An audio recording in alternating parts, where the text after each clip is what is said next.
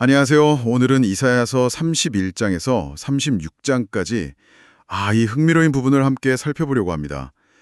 당시 거대 제국, 그러니까 아수르와 애굽 사이에서 유다가 겪었던 그 절체절명의 위기, 또 그 속에서의 어떤 신앙적 갈등, 그리고 하나님의 약속, 이런 것들이 담겨 있죠. 네, 정말 긴장감 넘치는 부분입니다. 이 장들을 읽다 보면 눈앞에 그 강력한 위협 앞에서 인간적인 힘, 뭐 예를 들면 애굽의 군사력 같은 거요.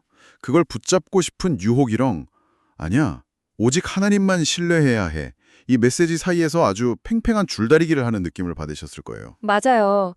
심판에 대한 아주 서늘한 경고가 있으면서도 또 동시에 정말 믿기 어려울 정도의 회복의 약속이 같이 나오죠. 네, 바로 그 지점들을 오늘 좀 깊이 파고들어 보면 좋겠습니다. 좋습니다. 시작부터 아주 강렬한데요. 31장에서 하나님께서 왜 그 강대국 애굽을 의지하지 말라고 하시는가? 애굽은 사람이요, 신이 아니며 그들의 말들은 육체요, 영이 아니라. 이 구절이 정말 핵심을 찌르는 것 같아요. 그렇죠.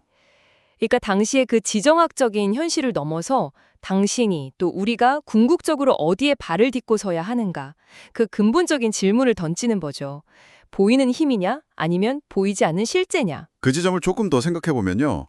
애굽이라는 그 상한 갈대 지팡이, 여기에 의지하지 말라는 경고 바로 뒤에 하나님께서 예루살렘을 어떻게 보호하시겠다는 약속이 이어지는 게 참 인상적이에요. 네네, 그렇죠. 31장을 보면 마치 사자나 어미새가 자기 새끼를 막 덮치듯이 지키시겠다니, 와, 얼마나 강력한 이미지인가요? 정말 생생한 비유죠. 이런 보호의 약속과 함께 너희 손으로 만든 우상을 던져버리라, 이런 촉구가 나오는 걸 보면 결국은 그 신뢰의 대상을 바꾸라는 요구로 이어지는 것 같아요. 네, 맞습니다. 그리고 이 신뢰의 전환이 가져올 미래를 32장과 35장이 아주 극명하게 보여주는데요. 32장에서는 공의로 다스리는 왕과 지도자들이 등장해서 백성들에게 뭐랄까, 피난처, 마른 땅의 냇물, 곤디한 땅의 큰 바위 그늘, 이런 존재가 될 거라고 예언하죠. 정말 필요한 존재들이네요. 그렇죠. 여기서 특히 공의의 열매는 화평이요. 공의의 결과는 영원한 평안과 안전이라. 32장 17절인데요. 이 약속은 단순한 정치적 안정을 넘어선 아주 깊은 차원의 회복을 말해주고 있습니다. 그리고 35장은 그 회복의 그림을 정말 눈부시게 펼쳐놓는 것 같아요. 아마 당신도 이 부분 읽으면서 좀 감탄하셨을 것 같은데요. 광야에 막 꽃이 피고 보지 못하던 사람이 보고 듣지 못하던 이가 듣고 저는 자가 사슴처럼 뛰고, 와, 네, 그렇죠. 슬픔과 탄식이 다 사라진 거룩한 길이라니. 이건 뭐 상상만 해도 좀 벅찬 그런 장면입니다. 맞아요. 그런데 바로 그 앞에 34장에는 에돔을 향한 아주 무시무시한 심판이 그려져 있다는 점, 이걸 놓쳐서는 안 될 것 같아요. 맞다. 34장이 있었죠? 네, 여호와의 칼이 피에 만족하고 기름으로 윤택하며 큰 살육이 있으리라. 이런 철저한 멸망의 묘사가 그 아름다운 회복의 약속 바로 옆에 붙어 있다는 거.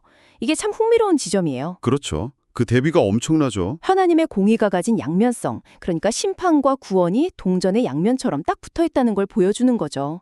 어쩌면 이 극명한 대조 자체가 우리에게 뭔가 중요한 걸 말하려는 건 아닐까 싶기도 하고요. 이런 약속과 경고가 막 교차하는 배경 속에서 36장은 이제 실제적인 위협이 어떻게 닥쳐오는지를 아주 생생하게 보여줍니다.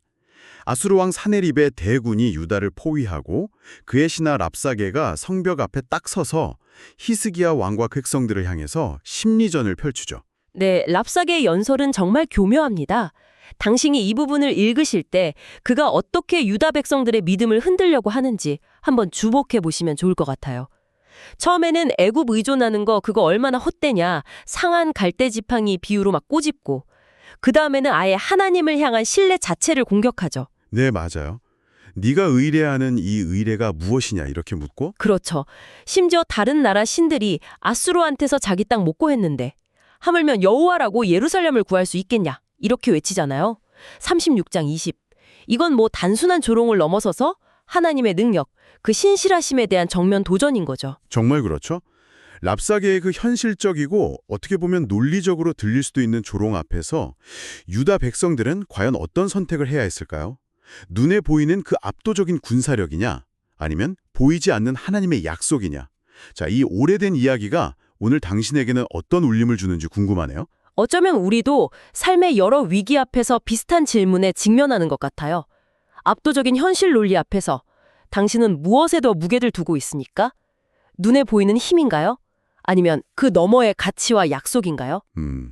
생각할 거리를 던져주네요. 이사야서는 바로 그 지점에서 우리의 신뢰가 어떻게 작동하는지 혹은 어떻게 시험받는지를 아주 깊이 들여다보게 만드는 것 같습니다. 네, 그렇군요. 마지막으로 이 질문을 한번 남겨보고 싶습니다.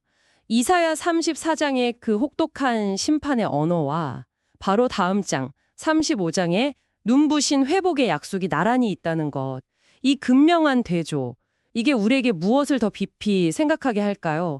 혹시 그 심판이라는 한쪽의 무게를 이해하는 것이 다른 한쪽, 즉 회복이라는 은혜를 더 선명하게 만드는 열쇠는 아닐까요? 한번 생각해 보시면 좋겠습니다.